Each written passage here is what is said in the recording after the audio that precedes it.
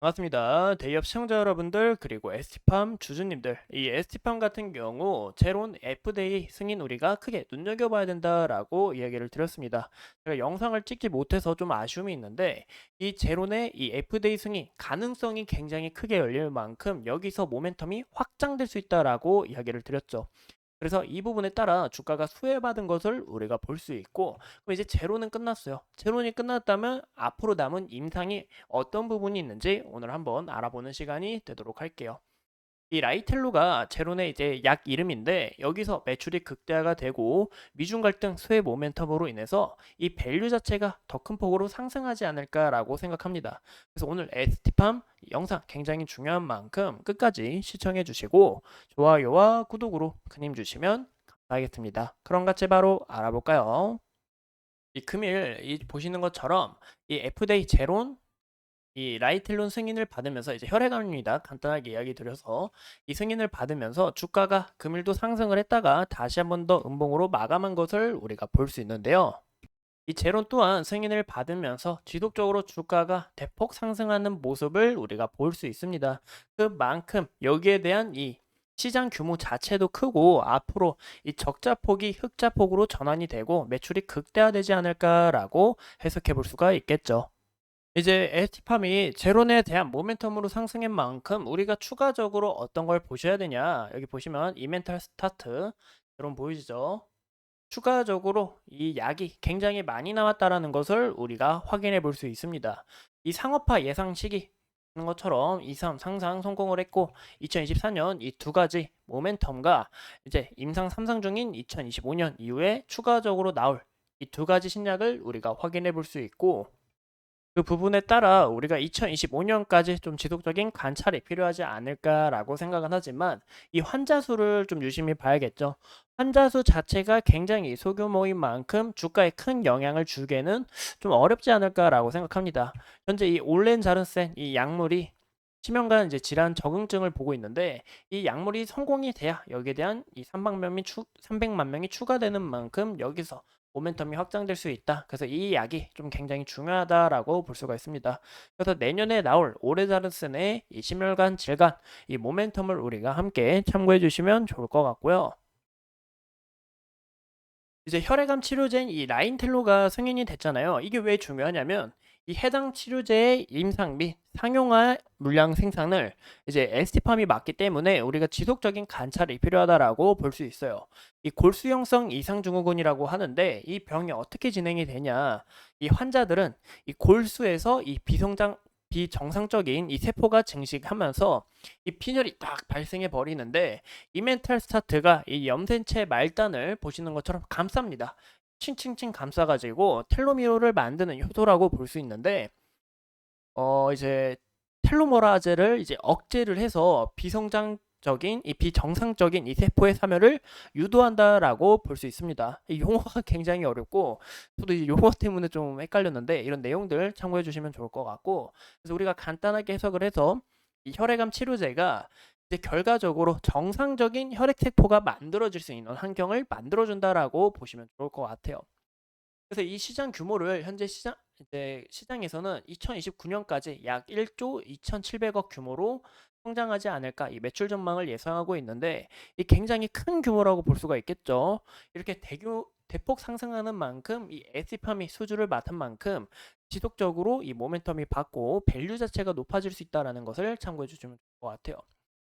시장 규모는 어디까지나 예상치이기 때문에 정말 실질적으로 이루어질 수 있는지 판단을 하셔야 되겠지만, 경쟁 약물 BMS가 있는데 이 BMS보다 4배나 더 많은 수치인 것을 보아자 하니 또 한 번 더 지속적으로 이슈가 나오지 않을까라고 생각합니다. 그래서 이런 내용들 간략하게 알아봤고, 현재 ST판 같은 경우 금일 또 나온 이슈를 보면 생물보안법 호재까지 남아있다라고 이야기가 나오고 있죠.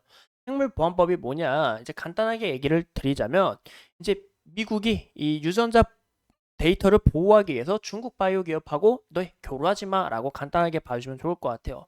이 이슈가 이제 한 번 나온 게 아니라 지속적으로 나오고 있다라는 거죠. 과거에도 나오고 지속적으로 좀 약간 좀 재반영되는 이런 모습을 나타내고 있는데, 그 이유가 현재 미중 갈등 이 부분이 점점 심화되면서 이 관세를 지속적으로 매기고 이슈가 계속 부각되지 않을까, 추후 실질적으로 이루어지지 않을까라고 생각이 들어요.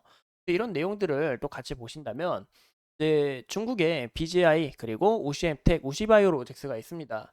이 기업들이 굉장히 큰 기업들이에요. 중국 내에서 이 탑 기업이라고 볼 수가 있는데 이 기업들 보시는 것처럼 2023년 이 CDMO 기업으로서 실적을 보면 우시바이오로직스가 3위나 차지한 것을 우리가 확인해 볼 수 있겠죠.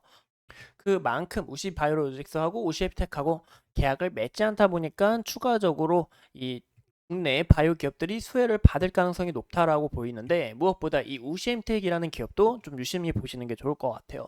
그 이유가 우시엠텍이 이제 중소형주 CDMO를 자주 하거든요. 현재 또 계약을 맺고 있는 게 있는 만큼 그래서 이 우시엠텍이 현재 추가적으로 제재를 받은 만큼 여기서 모멘텀이 더 확장될 수 있다라고 봐주면 좋을 것 같아요.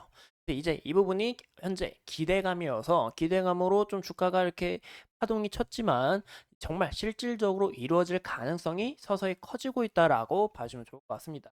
그래서 여기에 대한 내용을 좀 간략하게 풀어보자면 이 바이오시큐법을 추구하고 있는 5명의 로비스트에 따르면 5월 15일 하원위원회는 미국 생명공학 기업과 이 API를 만드는 중국 기업 비즈니스를 제한하는 법안을 제정할 계획인데 이제 목표가 뭐냐 하면은 하원이 7월 4일 법안을 통과시켜서 연말 필수 입법 패키지에 포함하는 게 목표입니다. 그래서 7월 4일 우리가 좀 눈여겨보시는 게 좋을 것 같고 현재 상원에서 통과된 만큼 상원 보회의 심의와 대통령 서명만 남았다고 하는데 이 두 가지가 실질적으로 이루어지게 될 시 이 에스팜에 대한 기대감이 더욱 상승하지 않을까라고 생각해 볼 수 있겠죠.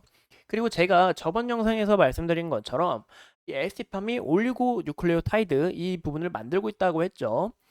올해 이 공장 구축하면서 이제 앞으로 이 올리고 관련해서 이 제품이 추후 에스티팜이 1위 자리 차지할 거다라고 이야기가 나왔는데 그 부분에 따라 우리가 에스티팜 현재 주가의 흐름보다 우리가 미래를 생각해 봤을 때 이 성장성이 굉장히 큰 기업이다라는 것도 참고해 주시면 좋을 것 같습니다. 에스티팜의 차트를 같이 보신다면 에스판 같은 경우 우리가 좀 차트를 크게 보시면 이 강한 저항 라인에서 지속적으로 좀 저항을 받는 것을 우리가 확인해 볼 수 있다라는 거죠.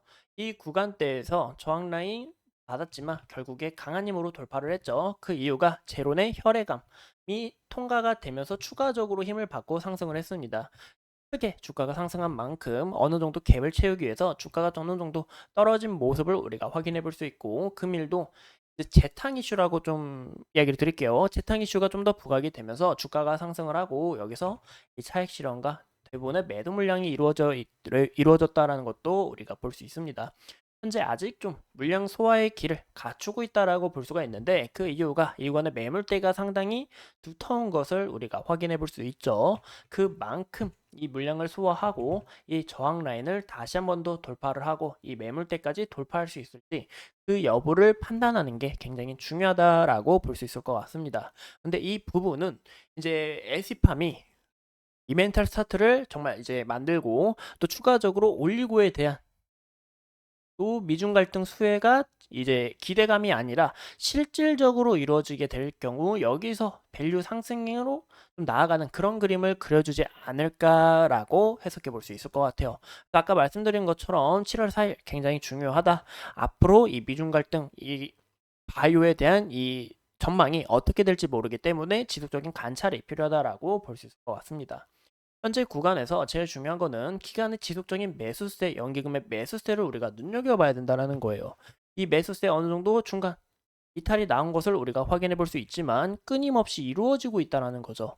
그만큼 굉장히 크게 기대가 되는 종목이 아닐까라고 저도 생각을 합니다. 왜냐? 이 기간과 연기금의 수급에 따라 저도 그렇게 그림을 그려봤고 아까 말씀드린 것처럼 이 구간 돌파하면서 쪽으로 쭉 나가는 부분이 굉장히 좀 중요하다라고 볼 수 있을 것 같고 이 구간대에서 저항을 맞은 것이 이제 현재 지지 라인으로 작용하는 것을 볼 수 있는데 이 구간의 지지 라인 여부도 함께 체크하시는 방향이 굉장히 중요하지 않을까라고 해석해 볼 수 있을 것 같아요.